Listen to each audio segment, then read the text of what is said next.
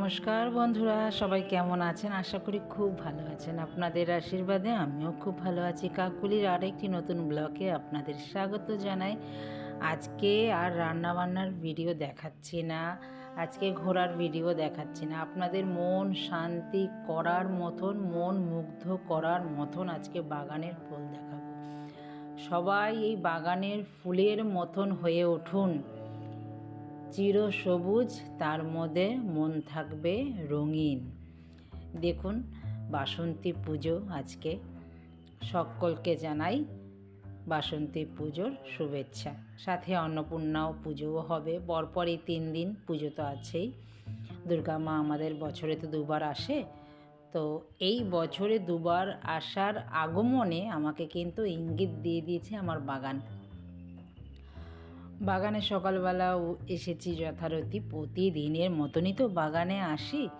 আজকে তো অনেক জবা ফুল ফুটেছে, সাথে উপরি একটা পাওনা পদ্ম ফুল ফুটেছে। পদ্ম ফুল দেখে মনে হলো যে না, মা তো আসছে, মায়ের আগমনের ঘণ্টা বেজে গেছে। যে দেখুন, আকাশটাও পরিষ্কার পরিচ্ছন্ন, একটা মেঘমুক্ত আকাশ, এতটাই ভালো লাগছে। পদ্ম ফুলটা তো আমার সকালবেলা সাদা থাকে, যত বেলা গড়াবে তত আস্তে আস্তে পিঙ্ক, ডিপ পিঙ্ক হবে। শরৎকালে তো আপনারা দেখেন প্রচুর ফুল ফোটে, অফুরন্ত ফুল ফোটে, সব সময় আপনাদের সাথে শেয়ার করি। আর এই চৈত্রি মাসে পদ্ম ফুল ফুটেছে, সেটা শেয়ার না করলে হয় বলুন? গাছে ভর্তি হলুদ জবা, রানী রাসমণি জবা। আর আমার বাগানে কদিন পরে এতই সুবাস সুবাস হবে, মানে কি বলবো আর। বেল ফুল তো ফুটেছে গাছ অঝরে। এই যে সামনে বৃষ্টিটা হলো 2 দিন আগেই, বেল ফুলের গন্ধ ছাদে তো মম করছেই। তারপরও আমি এক্সট্রা পাওনা তো পাবই, আপনাদের সাথে তো সবই শেয়ার করেই দেখাবো। আমার এই যে দেখছেন গন্ধরাজের চারাটা, এই গাছটা প্রায় 4 বছর হলো বয়স, কিন্তু এখন এই বছরে, আগের বছরেও ফুটেছিল, একটা কি দুটো ফুটেছিল, আগের বছরে না সেইভাবে আমি বুঝতে পারিনি যে কি দিলে পরে গাছটা ভালোভাবে গ্রোথ হবে। এইবার গাছের মধ্যে 9 করে হাজার কড়ি, প্রত্যেকটি পাতায় পাতায় কড়িতে ভর্তি। যখন ফুটবে না, মানে এত গন্ধে মম করবে ছাদ, মনটাও তাতে খুব ভালো লাগবে। আর আমার বাড়ির পাশের দৃশ্য তো আপনারা জানেনই, খুবই সুন্দর দৃশ্য। সকালবেলাটা না খুব ভালো লাগে।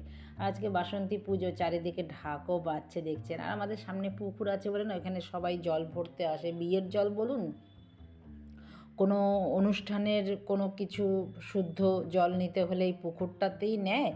আবার অনেক সময় এই যে পুজো হয়, যে দেখুন আশ্বিন মাসে যে পুজোটা হয়, যে কোনো পুজো, আর সব ভাসান তো যে কোনো ঠাকুরের সব ভাসান এইখানেই কিন্তু হয়। এই যে পুজোর সময় তো আপনাদের সাথে অনেকবারই শেয়ার করেছি, সেই মানে গণেশ পুজো থেকে আরম্ভ করে কাসর, ঘণ্টা, ঢাক সব বাজতেই থাকে। ঢাকের আওয়াজও যেমনি শুনি, মানে সব কিছু একটা মিলেমিশে গ্রাম্য পরিবেশ। সকালবেলাটা বেশ ভালো লাগে। গ্রাম ছেলেরা চান করতে নামে পুকুরে, হাঁসগুলো মানে হেঁটে হেঁটে আশেপাশে ঘোরে, তারপরে জলের মধ্যে বেশ খেলা করে হাঁসগুলো। মিলেমিশে একটা বেশ ভালো গ্রাম্য পরিবেশ কলকাতার মধ্যে যে এরকম একটা গ্রাম্য পরিবেশ খুব ভালো লাগে। আর সিনারি দেখতে তো, নেচারের সিন দেখতে তো সবারই ভালো লাগে, আমারও ভালো লাগে। আপনাদের কেমন লাগে সেটাও কিন্তু জানাবেন। দেখুন, এত সুন্দর লাগছে বাগানটা। এই বাগান এসে ভালো না বেসে কেউ থাকতে পারে বলুন? এই বাগানে আমি প্রথম এনেছিলাম একটা গাছের থেকেই ভালো লাগার থেকে থাকতে আজকে আমার বাগানে অনেক গাছ হয়েছে। এবার ঘরে চাটা বসিয়ে গিয়েছিলাম, ঘরে এসে চা খাই। এবার আপনারাও চা খান। কার কার চা খাওয়া হয়েছে কমেন্টে লিখে ফেলুন চটপট করে। চলুন চা নিয়ে বসে পড়ি। এদিকে আবার আমি ডিশওয়াশারে বাসনও দিয়ে দিয়েছি। বাসন আজকে অনেক ছিল, কালকে খাওয়া দাওয়া হয়েছে, প্রচুর বাসন ছিল। বেশি বাসন হলে আমি ডিশওয়াশারে দিয়ে দিই। না হলে অন্য দিন অল্প বাসন থাকলে, যেহেতু আমরা 3জন মানুষ, তো হাতে মাজা হয়ে যায় সচরাচর। আর সবসময় ডিশওয়াশার তো ব্যবহার করলেও হয় না, ব্যবহার করার মতন তার ক্যাপাসিটিও তো চাই বলুন। ডিশওয়াশারের যে ট্যাবলেটটার দাম প্রচুর, তো বেশি বাসন হলেই আমি ডিশওয়াশারে দিই, যেহেতু আমার কোনো হেল্পম্যান নেই বলে আমার ডিশওয়াশার কেনা। খুব বেশি বাসন হলে, হাত ব্যথা হলে তখনই আমি ডিশওয়াশারে বাসনটা দিই, তাতে আমার খুব সুবিধা হয়। আর এমনি সচরাচর অল্প অল্প হলে আমি ধুয়ে নিই। মানে এবার বাসন গুছিয়ে নিই, চা খাওয়া হয়ে গেছে, এবার সকাল থেকে এবার যুদ্ধ চালু হয়ে গেল। এখনকার যুদ্ধ আর সেই যুদ্ধ না, এখনকার যুদ্ধ হচ্ছে ধীরে সুস্থে যুদ্ধ। এই যুদ্ধতে আস্তে আস্তে এবার সারা দিন একটু ঘোরা, একটু হাসি, একটু গান শোনা, একটু ধীরে সুস্থে রান্না করা, একটু ভেবে রান্না করা, এই যুদ্ধ চলছে। আর মেয়ের যখন স্কুল শুরু হবে তখন হবে পুরো একদম রীতিমতো যুদ্ধ, যাকে বলা হয়।